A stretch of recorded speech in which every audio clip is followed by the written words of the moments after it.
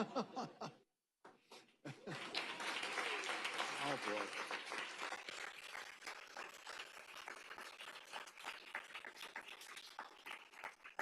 So welcome all. We have members of the CFR here and also virtually. So welcome. It's good to have you all here for what I think will be a wonderful panel. And thank you all for being with us. I'll start off with introducing the person who needs it the least. That's Hillary Clinton, who is the former, of course, Secretary of State, also former senator from our great state of New York, and as I recall, ran for president at one point. And then I'll introduce her boss, actually, Keren, yes. who is the dean of the Columbia School of International and Public Affairs, who's a well-known author in public affairs, really distinguished author, and as well as being dean. And basically, they worked together on this course that they'll tell us about the situation, which gave rise, as I understand it, to the book that we're celebrating. And then Mr. Ambassador Sullivan, John Sullivan, who has spent half of his time as a lawyer. I'm a recovering lawyer. He is still a lawyer. But half of his time has been in public service with a lot of very senior positions, including as Deputy Secretary of State, as well as Ambassador from the United States to Russia at a critical time, I think it's fair to say, in the build up to the Ukraine war. So thank you all so much for the book, for the course, and for being here. So I will start with you, if I could, Secretary Clinton. You teach this course on Situation Room. Why do you do it? That's a really good question. David, I am thrilled to be at Columbia at the School of International and Public Affairs with my colleague and friend, the dean, teaching a course about decision-making, especially crisis decision-making, but really decision-making in a way that I think our students, and we have a very big class of, I guess, nearly 400 students, that is aimed at trying to unpack what goes into making decisions, the human elements that are at work, whether you're the president or in business or in a personal situation, trying to think through what is it that is influencing you that you're not even aware that it is. How do you sort through your own pre-existing biases, your own assessment of the information that you're being given to act on? How do you make a decision in a stressful situation? It seemed to me that that was a pretty timely subject that we should spend some time thinking about and exploring, both in preparing the course and then in teaching it. So it's a 90-minute course, and we spend 70 minutes going over the material for that class. Obviously the students are also in sections where they can dig deeper into all of our subjects. And then we take 20 minutes of questions, and it's been fascinating to hear from the students themselves. This is our third year teaching it. Our third season. Yeah, our third season. And I have learned a lot. I've learned also how it would be beneficial for both academics, theoreticians, researchers, practitioners, leaders, policymakers to have more of a dialogue, to actually learn from each other. I think it would benefit the work in academia to have more insight into what it's like actually being in the Situation Room. And I know from my own experience, it would be beneficial to have names to put to some of the reactions and the discussions that we're having. So it's been a great experience for me personally. So you pointed to one of the key, I think, issues in the book of practitioners and academics, theoreticians, as you said. You obviously are a practitioner of the first order. Dean, you're an academic.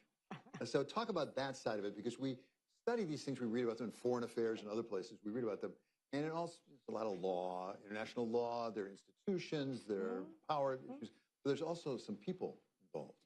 Yeah, exactly. And this, so I have to say, this has been such a great honor for me and an incredible experience. So I'm a scholar of international security, a psychologist, spent a lot of time in presidential archives reading the transcript of the meetings. And then, in the scholarly community, we have theories the kind of questions that we ask about what is the pattern of behavior that we see across time, across space. As we study foreign policy decision making. So sometimes we look at particular cases. Sometimes we look at, can we see trends over time or patterns? Then you bring it with the practitioners that bring the experience and expertise from being in the room. And in many cases, and what I found to be in the conversation with Hillary is that many times we're focusing on similar questions, but we have very different language or the way that we think about or talk about it, if you're a scholar versus if you're a practitioner. But many times there's a big disconnect between the scholarly community and the policymakers about what are the right set of questions? How do we need to think about it? And so the gaps are very important to explore. And this is what we were doing. We wrote the book because there was no collection of essays of the current state of what we know, what we think we know, what we don't know, that brings both the scholars and the academics. And in particular, if you look at the literature and the scholarship on the role of psychology and how much that explains foreign policy decision-making, how much the psychology of the individuals in the room drives those decisions, and why it is that we keep getting surprised by the behavior of our adversaries. And we keep getting it wrong. It's the policymakers, sometimes it's the intelligence community. So what is the source of that? And if we want to really understand that, the answer is not is not in rational choice and hyper-rationalist expectations. That actually what fails us again and again. But it's in our inability to really either empathize, to put ourselves in the shoes of the others, or understand our own biases, beliefs, and misperceptions. And there is a really interesting body and growing body of literature, starting with my own mentor, Robert Jervis, but the work of Kahneman and Tversky on heuristics and judgment that we bring into the analysis. And we show to the students, both in theory, why it matters and how it works, but also how it explains real cases. And this was one of the things that I loved talking to Hillary about, because when we talked about prospect theory for the first time, she went like, oh, wow, that explains so much of how I think about Putin's behavior, or now with Benjamin Netanyahu, and so on. So there's just a lot that, similarly, I think we gain by bringing those insights and focus on the human elements, the patterns and the biases that get us surprised at the end. Give a quick explanation of prospect theory, because I want everybody to go, aha. Well, this is one of the insights that came from the work of Kahneman and Tversky, and the ideas about loss aversion and biases, that when you are in a domain of loss, you are much more likely to run risks to recover losses than compared to when you are trying to, when you're in a domain of gains. And that explains a lot of why we all of a sudden see change in the pattern of behavior, leaders willing to run more risks to recover losses compared to a situation of gains. And we're talking about this in the context of, if you want to understand the Ukraine, the decision to invade Ukraine, what's driving this, you have to really understand Putin's psychology and the reference point, and how it's all about, in his mind, regaining the Soviet empire. You want to understand Benjamin Netanyahu's willingness to run risks after October 7, as opposed to being very risk averse before. That also explains a lot of it. So that's where I think the gist of it, I would say. So, Ambassador Sullivan, it strikes me when we talk about practitioner, you're a practitioner twice over of law as well as of diplomacy. Yeah. And it's fitting that you are here particularly because this is the David A. Morse lecture, which is done in the memory of David A. Morse, who was a lawyer, a practitioner, as well as a public servant, and internationalist. So, a loyal member of CFR, I should say. So give us your perspective from a practitioner. Yeah. And as I'm listening to the dean, she's talking about how we go into a situation assuming rational. You've dealt with President Putin. Yeah. How rational was that? My own choice to go to Moscow. I had two different presidents tell me I was irrational. But Putin is very rational. I once had a conversation with my then boss, Secretary Blinken, and we were talking about what Putin is like. And you know, he's often compared to a gangster. And I didn't want to make an ethnic reference, or if I made one, it would be one that would be from my own tribe. So I'm from South Boston, and I started talking about Whitey Bulger. And I mean, you've got to understand, you can't understand Putin unless you really understand where he's from, what he's about. He's a tough kid from Leningrad, right? And not understanding who his sense of grievance, the sense of loss. But to get back to your original question, I hadn't thought I'd be talking about this today, but I was often asked by law students, by more junior officers at the department, how my training as a lawyer helped me as, well, you know, that much, you know, all of your work, you know, going to law school as a law clerk for Justice Souter, et cetera, wasted on you at the State Department. I said, absolutely not. I'm an advocate. And I was an advocate when I was deputy secretary for the department, for the secretary. My very first meeting as deputy secretary, we're sitting around my big conference table, and a big team of, we're in the midst of the nuclear posture review. Very complicated issues, and we're working through them and what the department's view is. And somebody at the table, we're talking about what the department's view is. And someone said, yeah, that's the department's view, but I'm pretty sure I heard Secretary Tillerson say the opposite. And I said, whoa. The secretary's view controls what the department does. That's my client. If you think about representing a company, the CEO, the board, my client is the secretary. And if the secretary, if that's his view, I could try to convince him if I think he's wrong, but I then go to the interagency and advocate for him. And of course, for the United States, for the president in international fora, but then as ambassador, again, advocating for the United States for wrongfully detained Americans in Russia.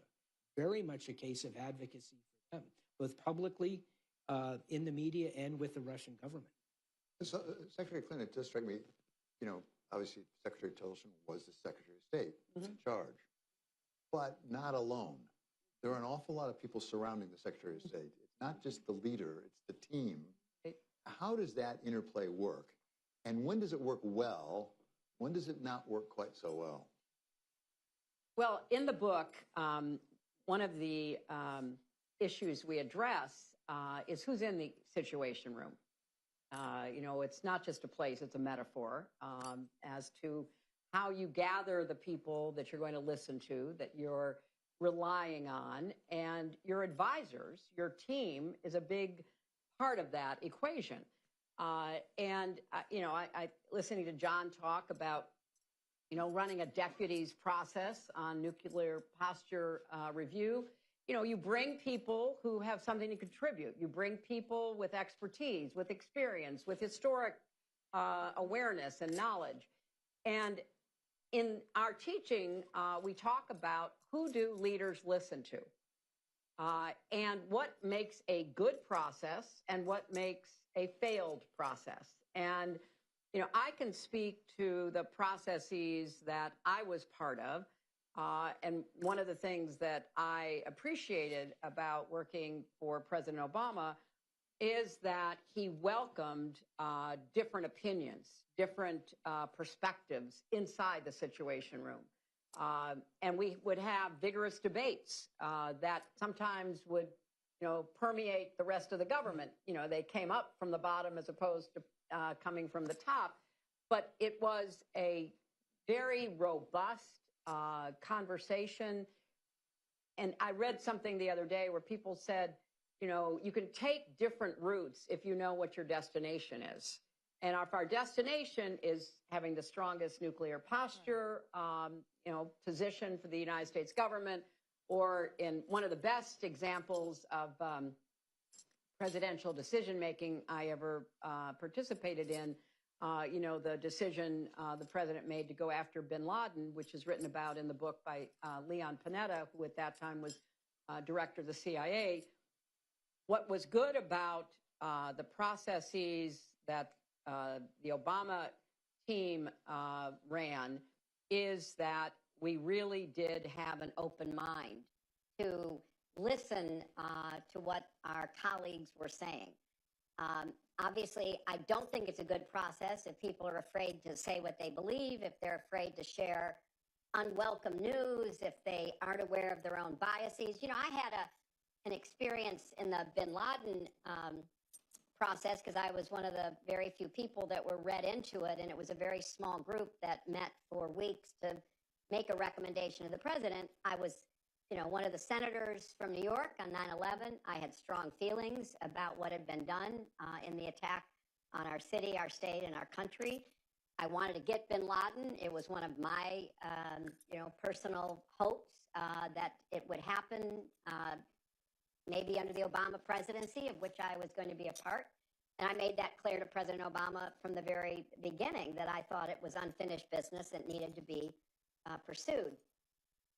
So I had to be aware when I was reviewing the intelligence we had that my bias was going to be I wanted to see a very positive route forward to the destination of getting bin Laden.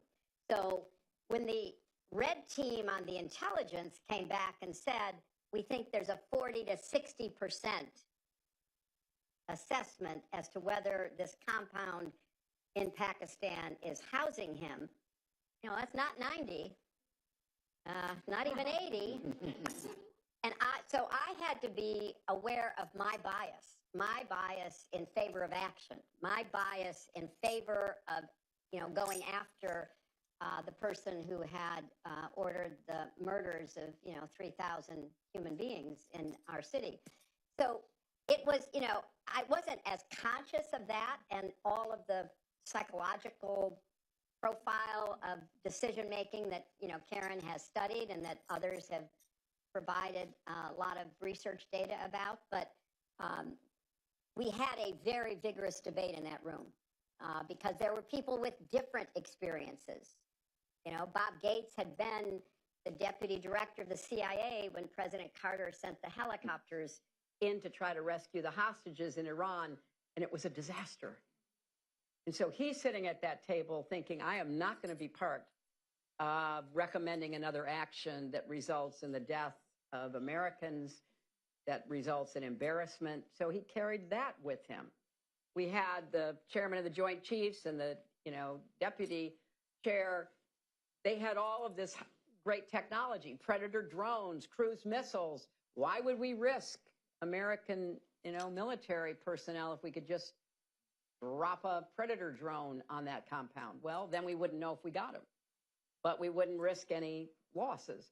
So this was the kind of really open debate that went on for hours that we had to work our way through and then, you know, individually make a recommendation to the president. But it went to the kind of decision making that I thought at the time was exactly what was called for. And now, having taught the course and actually read the syllabus, I have a better understanding of why what was done was the right way to do it. And speaking for myself, good job. Thank you. Osama bin Laden, that was a good result. But that's an example, Ambassador Sullivan, that's an example where it's our goal. We want to make sure we take out Osama bin Laden, right? Right. What about when it's the other side's goal?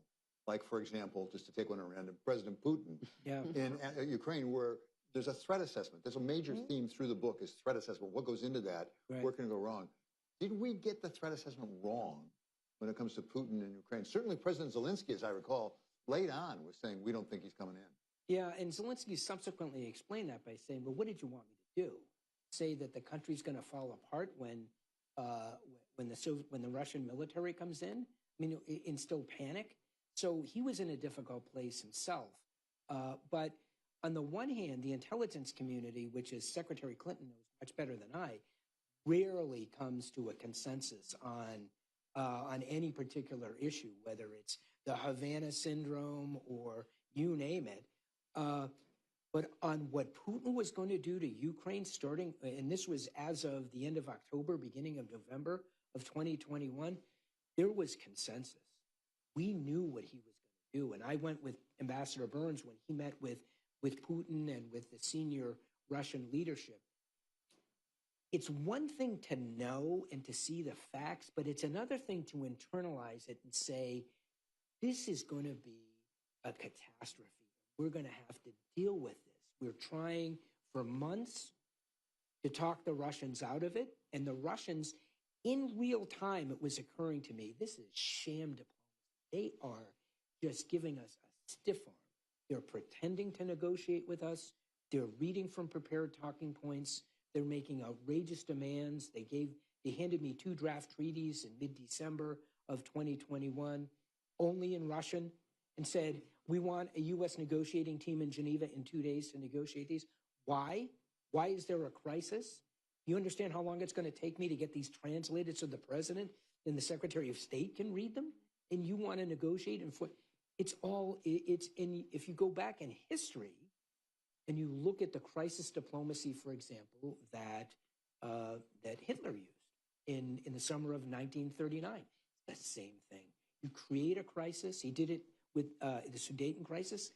The Sudeten crisis was a crisis because Hitler created it. Ukraine was a crisis because Putin created it, and then imposed outrageous deadlines and demand satisfaction, claiming that if he's not satisfied, it's an existential threat to the Russian Federation. And what do I back that up with? The largest stockpile of nuclear in the world. So, Dean, Other than that, it was. it went just fine. It went just fine. So, Dean, you have done the academic work, threat assessment. What goes into threat assessment? Where does it go wrong? How can you try to get back on track? What do you learn from that? So, I've done the work, and it's a big part, as you said, of what we teach and what's in the book.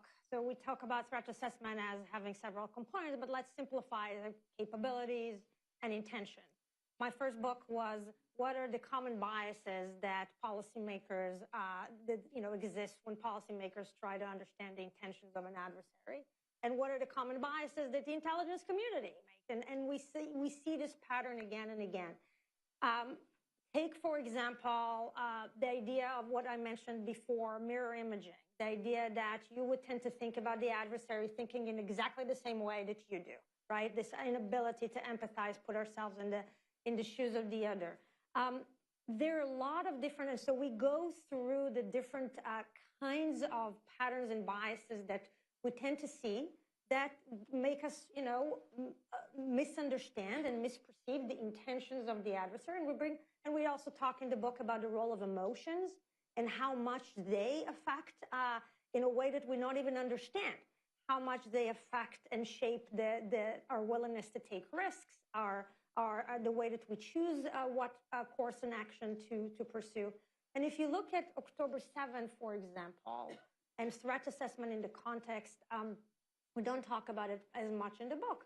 But obviously, as we all know, these are exactly the same pattern of behavior and biases that the Israeli intelligence and policymakers failed because it was a set of, or a conception or a set of beliefs that nobody questioned, and we can go on to why nobody questioned it, that repeated itself, exactly 50 years after the previous major intelligence failure of 1973. And so why is it that, we're not learning the lessons and we're not looking at ourselves to understand why it is that we keep letting those biases get in the way, and not just about not having a team B to do this kind of red teaming assessment and tell us where the vulnerabilities are and how we think. But the process, there's just not enough of a debate about the underlying, the fundamental assumptions that are all, our foreign policy is built upon. And that's what happened in Israel. It happens in the United States repeatedly. And that's when we are asking our students at the end of the class to write a postmortem as a group. Take a decision. It doesn't matter at the end if it was a failure or a success, but we want them to focus on the process. Do we see the kind of debate, the kind of discussion, the kind of examining and re-examining our assumptions and beliefs? And what happens if, what happens as a result? And it's beautiful to see what the students come up with. And sometimes we have great processes at the end result in a failure. That's okay too. That happens too, but that's part of the process. Okay, Clinton, for some reason, I can't imagine predictability has come into the national discourse in recent days. And you and the dean have written recently in the New York Times Yes, about the role of predictability Yes. in foreign affairs. And in fairness, as I was reading it, I thought, well, Nixon did write in his memoir that he thought there was a role, he wanted there to be some percentage, but the Soviets at that point thought he might just be nuts. Yes. Right. Because it just keep him off guard. Yes. So tell us about your theories about predictability, when it's good, when maybe it's overrated. Well, we did. We wrote a piece that was in the Times a few weeks ago about the over-personalization of foreign policy. And it is a temptation that is impossible to resist for every leader to believe, however that leader came to the position of power that he and occasionally she have, that you are able to read people. You are able to, as George Bush said about Putin, look into their soul. You're able to write them a letter like Trump did with Kim Jong-un, and you're going to dominate and shape world events. Now, occasionally that could happen. Occasionally. I think it did happen when Reagan met Gorbachev, and Reagan basically said, I think this guy is a different kind of, Soviet Russian leader. I think we can deal with him, and let's take a different approach. So it occasionally can happen. But it's been our experience, and certainly the research shows, that you introduce through this over-personalization volatility. And really the volatility becomes a greater driver than your credibility, your ability to really read this person, to manage this person, to try to shape the events. And Nixon, we mentioned in the piece, he had this theory that he wanted to appear unpredictable, the madman theory of leadership. He wanted to throw his adversaries in those days, obviously the Soviet Union, Communist China, kind of on their back foot. They wouldn't know what he would do, and therefore they couldn't plan, they couldn't, really deal with him, and he would have a clearer path toward, achieving whatever his goal was. And he even went so far as to put our nuclear forces on a high alert, because he thought that that would send a message of unpredictability. Don't mess with me. You're never going to know what I'm capable of doing. According to the research, and I'll let Keren, finish on the research, it wasn't perceived that way. Yeah. So this is a theme that we talk about in face-to-face diplomacy. And I have to say, so we say, Trump is not different in many ways in this kind of inclination that to feel that this is, again, it's a common bias. We call it the vividness. Again, Kahneman and Tversky is neuroscience literature that explains this. Why leaders tend to think that, in this face-to-face, they can read the adversary, they know that they can trust, they think that they can trust them and so on. And so in many ways with Trump, we see this on steroids in some ways. So, and there's not necessarily a strategy attached to this face-to-face diplomacy in the way that we saw this with Nixon. He does like, and I just wrote about it in Foreign Affairs, he does like predictability, unpredictability. He likes to he says it multiple times, I don't want anybody to know what I think. But the implications, and this is what we're talking about in the class, is the implications on the impact it has on credibility. And because credibility relies on this idea that there is predictability, that there is the idea that, you keep your promises, you keep your assurances, there's understanding of what to expect. That vulnerability that comes from his own intuition and emotions coming in from in and out of meetings with other leaders makes it extremely difficult to look at the United States and look at it as a credible, reliable ally. And that is, in the long run, maybe in the short term, he can claim some victories. But in the long term, in the long run, we're losing U.S. credibility, which will make U.S. foreign policy much, much costlier in the future. I have just two questions before you all have to ask questions, so think of them right now. This is your warning. First of all, Ambassador, looking at it from a long way away, as neither a practitioner nor an academic, is Putin almost the opposite of President Trump in the predictability? Isn't Putin actually quite predictable in his behavior and what he's going to do, whereas President Trump is not? Well, and it's not just President Trump. I think it goes back decades in the United States. Putin has been nothing but, and this is from a self-described KGB man, right? He's been nothing but forthright in telling us what he's about and what he's going to do. He is committed to the proposition that the great geopolitical catastrophe of the 20th century was the demise of the Soviet Union. We in the West scoff about it and misunderstood. He doesn't lament the demise of Soviet communism. He famously says, if you're not nostalgic for how we lived in Soviet days, you don't have a heart. But if you want to return to Soviet communism, you don't have a brain. I mean, it's hard to be the richest person in the world with $1 billion palace in Sochi. I guess you can reconcile that and be a communist. But no, it's the demise of the Russian Empire, which he equates with the USSR, which is not accurate historically or factually. That's 315 million people. And so anyway, but Putin is very upfront about this. But he thinks we're predictable. We're predictably weak and unreliable. We won't stand up for our principles. And it's not just Trump.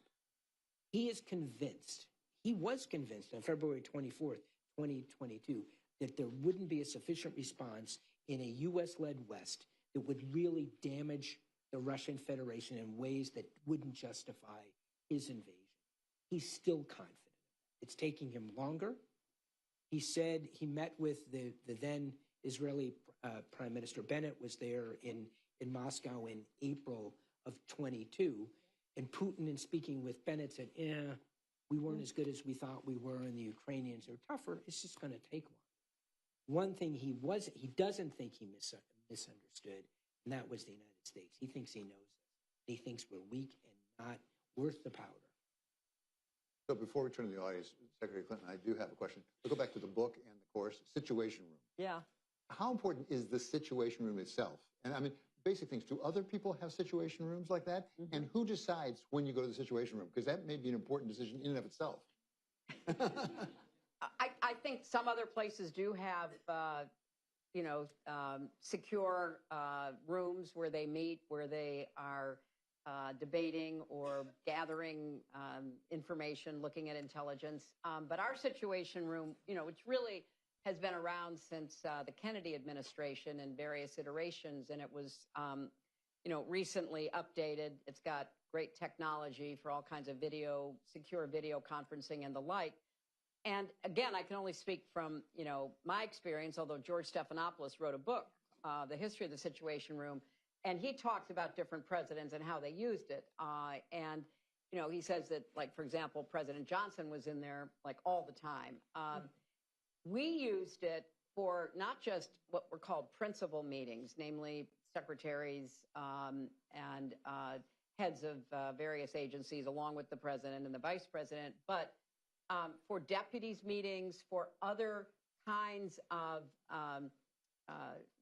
policy discussions that would then either be decided at that level or brought up to, the next level for a decision. So the Situation Room was not only used for crises like whether we go after bin Laden or not, but after the Haiti earthquake, how do we respond to something as devastating as that, for example? Does President Obama surge troops into Afghanistan shortly after he's elected?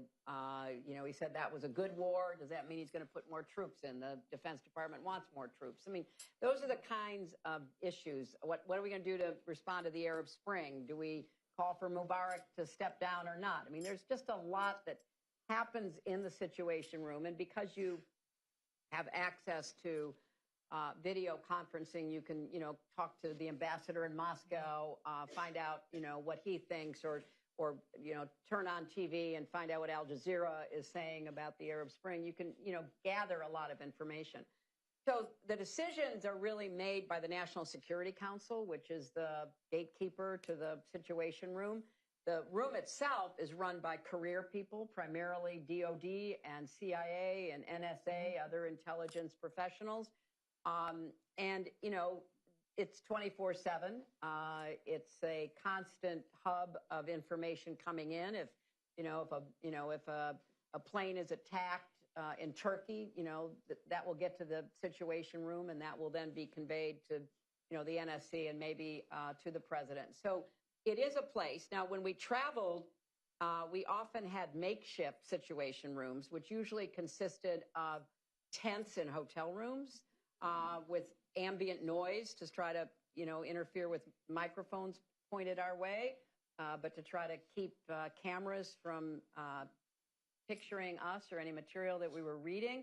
We would sometimes huddle in limousines after they'd been screened and searched for any kind of listening or video devices. So, you know, but the actual Situation Room obviously is in the basement of the White House, and that remains the kind of, you know, the hub of all sorts of activity. And, you know, maybe we'll find out how this administration is or isn't using it, but, you know, presidents have used it in different ways over the last, you know, X number of years since the Kennedy administration. They have a signal chat. They have signal chat. Well, so Yeah. my perception from the first 3 years of the Trump 45 administration was we would have to drag the president out of the Oval to President Trump. And it was because he just loved being in the Oval. It was bright. He could sit behind the Resolute desk.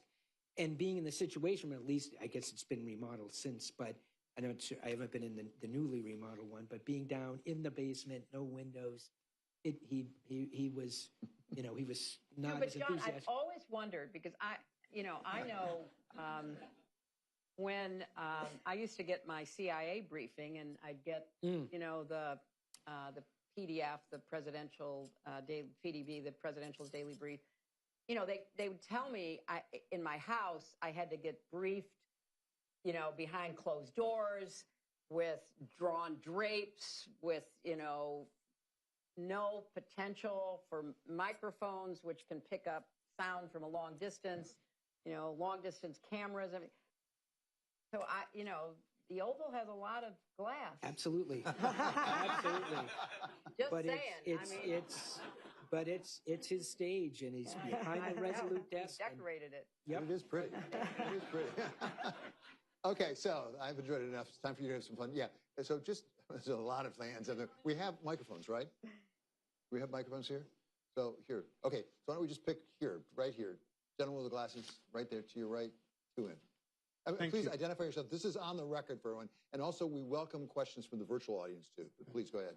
Thank you very much. Raul Gallegos from Morgan Stanley. First of all, thank you so much for speaking to us tonight. My question is for Secretary Clinton. We've seen an military escalation in the Caribbean right now.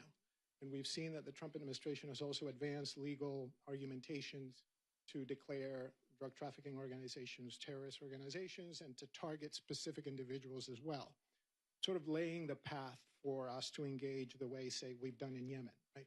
So my question to you is, given the math in Congress right now, the fact that pushback hasn't seemed to be that great, what are the realistic obstacles in the path of President Trump sort of engaging, and do you see that happening, say, in Venezuela on sort of with a thinking of regime change? Could everyone hear that question? Thank you. No? It's about the Caribbean and President Trump escalating in the Caribbean. What are the realistic possibilities or impediments going forward? So this is, because I come out of this business now, I can't believe I do. Hold the microphone up to your mouth, everybody. It's a tip. But go ahead. I think this is a really serious problem that apparently the majority in Congress is determined to ignore. I think that in any other setting that I can imagine, where you have no predicate laid, where you have no briefing, where you have no information, we have no idea whether these boats were fishing boats, cruising, you know, family boats, drug boats. We don't have any idea, and neither do they, is my assessment. Because if they did have an idea, they would at least share that information. They are laying the predicate for some kind of military action against Maduro, in my opinion. And I think that the Congress has abdicated its responsibility on everything with the president, and in particular, without any demand that Hegseth and others show up and show them why they are destroying these boats. You have a small boat. The biggest that I've read about is 12 passengers, right? You have major naval forces in the area, plus you can also call on the Coast Guard. Stop the boat, get on the boat, find out what's on the boat. I mean, that's the way you're supposed to do it, as based on, everything we've done in the past. But I do think that there seems to be a desire on the part of the administration to confront Maduro. And maybe their thinking is that if they, blow a lot of these boats out of the water and they send a message, they can intimidate him into somehow leaving or giving up power. We have to be really careful about this. I mean, I read a very thoughtful piece about Venezuela last week that said it would make Libya look like a normal country after the fall of Gaddafi. There are military forces, militia forces, drug cartels. So if we're going to have some kind of foreign policy goal, we want to get rid of Maduro, what comes next? And who takes responsibility for that? And are we going to have a giant Somalia on the coast of South America? So I think this is not well thought through. There's not even really a lot. I mean, if the goal is to get rid of fentanyl, it doesn't come from Venezuela. It doesn't come from that side of Latin America. It comes from China to Mexico. So I just feel like, there is a larger goal in mind, and I don't think it's very well thought through. Okay, next question. Let's see. How about right down here in front, please? And hold the mic up to you. I want to hear you. There we go. Thank you very much. Looking forward to reading the book. Manish Walther-Puri, IANS Research. I would love to hear from each of you the last time you were genuinely surprised. And I don't mean that the percentage was off or it was more likely or less likely, but the scope, scale, or speed of the outcome genuinely changed. You had to go back and revisit the rubric by which you were evaluating, and then what you learned from that. Thank you. Thanks. You want to start? Well, sure. I mean, that's really an easy one for me. I knew that Putin was going to invade Ukraine, and it wasn't going to be a minor incursion, right? It was going to be an honest-to-goodness, full-scale war. I, along with my colleagues, I think across the administration, were convinced that Ukraine would collapse. That as Hitler said at the start of Operation Barbarossa about the Soviet Union, it's a rickety old shack. All we need to do is kick the door in. That's what Putin thought about Ukraine. Everyone thought that Zelensky, at best, was going to be like Dubček, right? And taken to Moscow and re-educated, and then repatriated to Ukraine if he were lucky. More likely than not, he wouldn't survive it. I was really surprised by how the Ukraine, and Putin said this himself, as I mentioned before in April, how bad the Russians were, the conventional military, and the FSB, and how good the Ukrainians were. And the first time I realized it was a day or two into the so-called special military operation. There's this famous YouTube video of an older Ukrainian woman in a little town just north of Crimea, and the Russians are moving through, combat troops moving through her village. And she walks up to these paratroopers who were kitted out with automatic weapons, and, she's swearing at them in Russian, what the F are you doing in my town? You effing fascists. And she reaches into her pocket, and the sunflower is the Ukrainian flower. She picks a handful of sunflower seeds, holds them in his face, and says, "Here, put these in your pockets so when you're killed and buried here, something good will come out of it." And I called my colleagues, and I'm like, "You got to see this. If this is how the Ukrainians resist, Vova's in trouble." The dean? For me, I have to say it was October 7th. And the reason is, And I was really thinking on October 6th, I had I had a meeting with an Israeli official who also comes from the Israeli intelligence. And we were talking about the normalization with Saudi Arabia and how, what's going to happen to the Palestinian issue. And that is not going to just be, okay, we just have to live with it. My assessment at the time was that we might be seeing a third intifada coming in the West Bank as a result of that, something like that. It did not occur to me that this would be coming from Hamas, not because you didn't think about the intentions or the capabilities of Hamas to do that, but it was from my assessment at the time was that the Israeli intelligence, based on what I understood or thought that I understood, in terms of the collection of intelligence and their ability to really respond in real time. And that to me was where it was a big surprise in terms of how the intelligence in Israel has been operating, during the years leading to October 7th. Well, I have to agree with both of them. I mean, I think that I was terrified that Ukraine would fall and thrilled when I saw the resistance and the pushback. I think it was fascinating because remember, Putin flew to Beijing the week before the invasion, and from what we know and assume, basically told Xi Jinping the same thing. I'll be in Kyiv in a week. We'll have the whole country conquered, and that was the assessment. And I was surprised at how poorly the Russian military performed. And it just goes to show, do not politicize your military, because you get corruption, you get yes men and women, you get people who forget how to fight because they're too busy looking over their shoulder to see who's going to promote them and take care of them. And that's the story of the Russian military. The second big surprise was October 7th. And what I didn't know is what I learned from Keren, who served in the IDF, served in intelligence.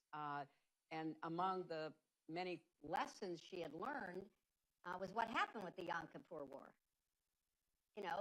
Golda Meir's government had an agent inside Sadat's office.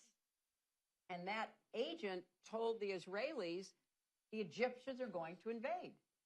And the Israelis said, that's ridiculous. They have no air force of any, no, they're not going to invade. Discounted it, underestimated, did not see the enemy as the enemy saw themselves. So with October 7th, there is no doubt that there was a massive intelligence and leadership failure in Israel. And maybe someday, if the war finally stops, we will find out what it was. And just like Golda Meir resigned 6 months after the Yom Kippur War, after that it was resolved, and was held accountable along with her military leadership, somebody needs to be held accountable in Israel as well. But that can't happen until it stops, which, is hopefully going to happen soon. So I think that in real time, those two examples, from my perspective, were very big surprises. So how about a couple of questions from this side for a change? How about way back there? Yeah, you. You're up. Just identify yourself if you could. Speak into the mic. Hi, Daniel Dresner, the Fletcher School at Tufts University. Looking forward to finishing your book, and thank you all for contributing to it. There's an underlying premise in your book, which is it's a question of how policymakers or thinkers take intelligence information or threat assessments and perceive them or misperceive them. But the implicit assumption is that there is actually some intelligence that they're looking at, that there's reasonably quality data that they can analyze. And I'm looking at the federal government now and the denuding of INR at state, the elimination of the Office of Net Assessment at DOD, the elimination of the Global Trends exercise. So to push you a little bit, what happens if there is no intelligence or raw data to analyze? What do policymakers do then? Well, I think we're seeing it. I think, Daniel, it's a great and really important question. And obviously we know it applies to, unemployment figures and the Bureau of Labor Statistics and their reporting. We know it applies to health data. I mean, if you are a government that wants to impose your will on the people, you have to control the information environment.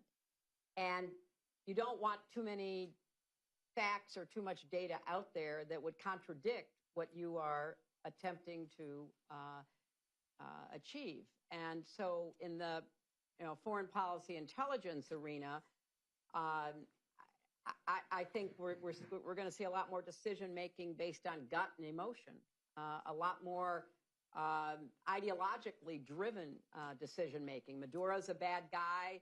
We can get rid of him. That's good for everybody. No real thinking through, no real intelligence about what that means or how you would even go about doing it. So I think this is all part of the game plan. Deprive people of information and they will be much less able to contradict you or argue against you, because what's the basis for their position? They don't have it. Professor Sullivan, it strikes me, although President Putin came from the KGB, does he have good intelligence? I mean, he certainly controls the media throughout Russia, but does he have good intelligence you can rely upon when it comes to what's happening in Ukraine? Well, I mean, I give you a lawyer's answer. It depends. Yes and no. He was let down by his guy, by the FSB. With this, I believe that the failures of the special military operation was really a failure of the FSB. The FSB was integrated into the Russian conventional military units in ways we hadn't seen before. The FSB, the principal successor to the KGB, is responsible for Russia's near abroad, the former Soviet republics. The FSB is Ukrainian territory. Starting before 2014, Putin dedicated billions of dollars, not rubles, dollars, and thousands of FSB officers to weaken Ukraine so that it would be susceptible to the special military. And B, relying on the FSB's advice that now's the right time, boss. So people think, well, so the FSB didn't want to tell Putin bad news. It was more than that. Putin's response would have been, over the last 10 years, all those billions and those thousands of FSB officers we sent, and you're not ready? I mean, they would have been, they wouldn't have kept their positions, let us say, if they had given him that advice. So Putin was let down by his people, right?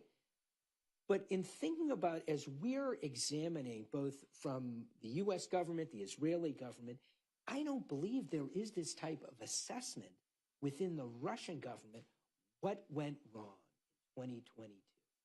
I wrote about this in my book. How do you improve if you can't? Who's held responsible? Yeah, there were some generals who were fired, those who weren't killed because they were using their cell phones on the battlefield, and the Ukrainians killed them. But there isn't that type of assessment.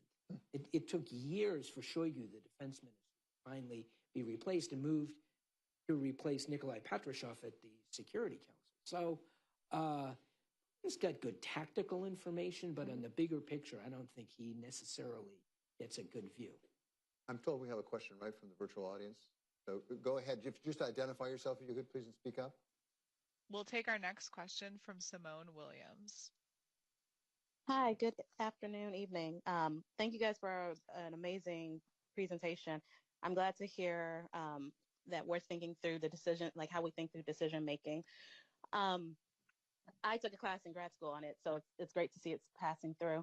My question for our co-authors and teachers is, more often than not, we look at these theories of decision making by looking to the past and looking at how we thought through these decisions. But what can we do to use this moving forward and in a proactive way? For example, like, is there training we should have for senior leaders? Are there other ways we can use these tools to help advance and improve our decision making? Thank you. I think that's what you do for a living. Well, I think so. Look, I mean, in our world, I think both the scholarly community can and should do more, and I think both policymakers can and should do more. And I'll explain what I mean. For us, the community of scholars who write about decision making and foreign policy, many times we write as academics to the academic community.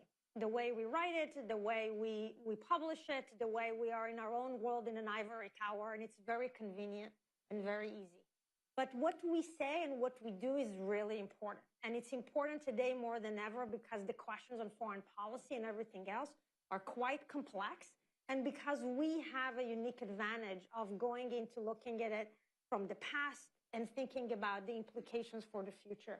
So we in academia, and this is what we do this in the policy school, and this is a big part of what we do at CEPA, is to produce things that are academically relevant and that engage with the world, engage with policymakers from across the political spectrum and say, here's what we can offer based on evidence and data and whenever it is also science.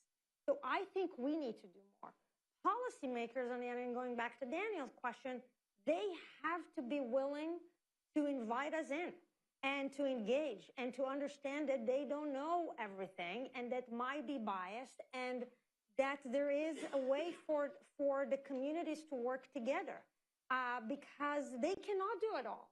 Even the State Department today, they are not equipped and not under Biden and not now to handle everything that is happening in the world and do this long-term strategic analysis and assessment and planning for different things. So there is a lot of room for more people to be part of the process and bring their expertise. So that's how I'm thinking about as two communities. And in terms of training, yes, sometimes training work. I think that I see this with our students. When you teach them about biases and decision-making, you become more aware of it. It doesn't eliminate it, but you're just more aware of what it is that is really at the back of your mind, driving your analysis, what information you pay attention to, what information you don't, and why. So that's by teaching and talking about it, we become more aware. It's never going to eliminate the problem. Okay, I think we have time for about one more question. We want to come right down here in front.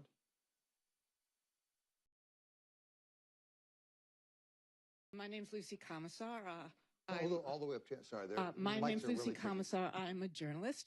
I was very impressed with the dean's analysis of how one should look with empathy and look at the other side.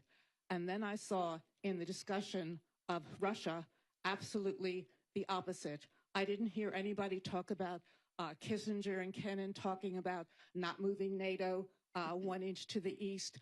The 2014 American-sponsored coup that threw out an elected Ukraine head of government because he was too pro-Russian.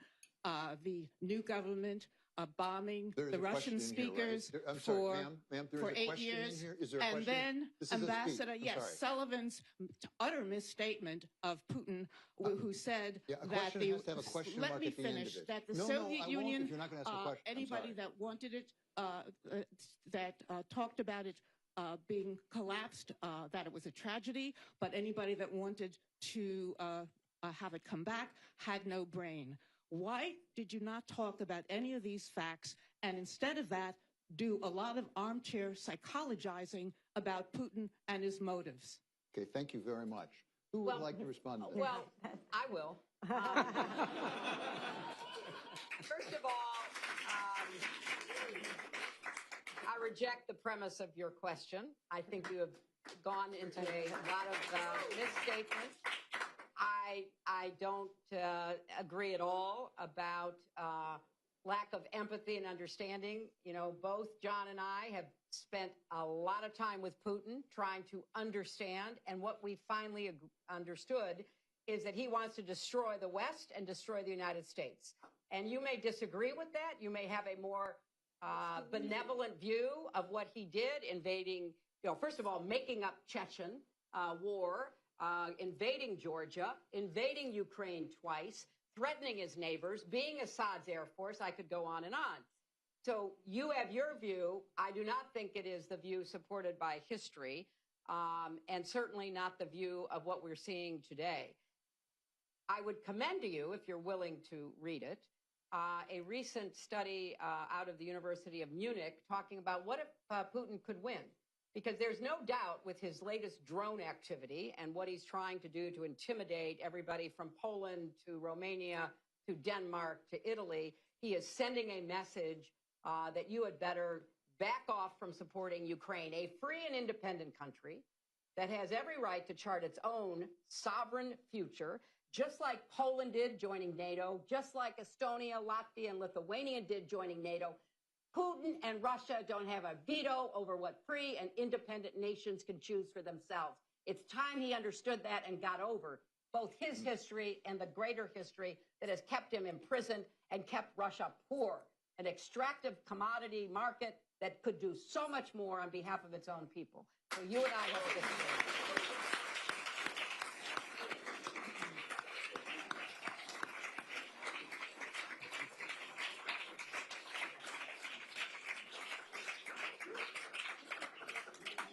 And I will add only that I am so happy for the Council and for the United States of America where we can have this sort of discussion go on. Absolutely. There are a lot of places in the world we could not have had this sort of discussion, which is only beneficial. So thank you very much, Secretary Clinton. No. Most important, copies of Inside the Situation Room, the theory and practice of crisis decision making are